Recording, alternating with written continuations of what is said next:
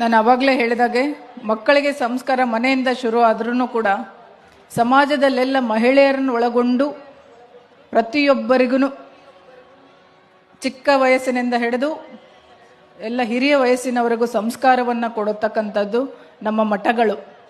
ಆ ಮಠಗಳನ್ನು ನಾವು ನೀವೆಲ್ಲ ನಿಮ್ಮ ನೆಚ್ಚಿನ ಧಾರಾವಾಹಿಗಳನ್ನು ಬಿಟ್ಟು ಇಲ್ಲಿ ಬಂದಿದ್ದೀರಿ ಅಂದರೆ ಯಾವುದು ದೊಡ್ಡದು ಅನ್ನೋದನ್ನು ಇದು ತೋರಿಸ್ಕೊಡ್ತದೆ. ಆವಾಗಲೇ ಹೇಳ್ತಾ ಇದ್ರು ಸ್ವಾಮೀಜಿ, ಧಾರಾವಾಹಿಗಳನ್ನು ನಾನು ನೋಡೋಕ್ಕೆ ಬೇಡ ಹೇಳೋದಿಲ್ಲ. ನಾನು ಈ ಸಂದರ್ಭದಲ್ಲಿ ಇದು ಪ್ರಸ್ತುತ ಹೌದು ಅಲ್ಲೋ ಗೊತ್ತಿಲ್ಲ, ಬಟ್ ನನಗೆ ಯಾವಾಗಲೂ ಯಾವುದೇ ವೇದಿಕೆಯಲ್ಲಿ ಒಂದೆರಡು ಮಾತು ಮಾತಾಡಬೇಕಂದ್ರೆ ನಾನು ಪೊಲೀಸ್ ಆಫೀಸರ್ ಅನ್ನೋದು ಒಂದು ಯಾವಾಗಲೂ ನನಗೆ ತಲೆಯಲ್ಲಿ ಬರ್ತಾ ಇರತ್ತೆ. ಮನೆ ಹಾಳ ಬುದ್ಧಿ ಕಲಿಸ್ಕೊಡೋದು ಗೊತ್ತಿಲ್ಲ ನನಗೆ ಧಾರಾವಾಹಿಯವರು ಎಷ್ಟು ನನ್ನನ್ನು ಹೇಟ್ ಮಾಡ್ತಾರೆ ಅಂತ. ಮನೆ ಹಾಳ ಬುದ್ಧಿಯನ್ನು ಕಲಿಸ್ಕೊಡುವಂಥ ಧಾರಾವಾಹಿಗೆ ಎಷ್ಟು ಎಡಿಕ್ಟ್ ಆಗಿದ್ದೀರಿ ಅಂದರೆ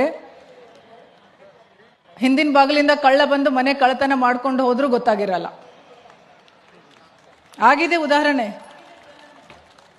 ಮಕ್ಕಳಿಗೆ ಓದ್ರಿ ಅಂತ ಕೂರಿಸೋದು, ನೀವು ಧಾರಾವಾಹಿ ನೋಡೋದು, ಹೆಂಗೆ ಕಾನ್ಸಂಟ್ರೇಷನ್ ಮಾಡೋಕ್ಕಾಗತ್ತೆ ಮಕ್ಕಳಿಗೆ?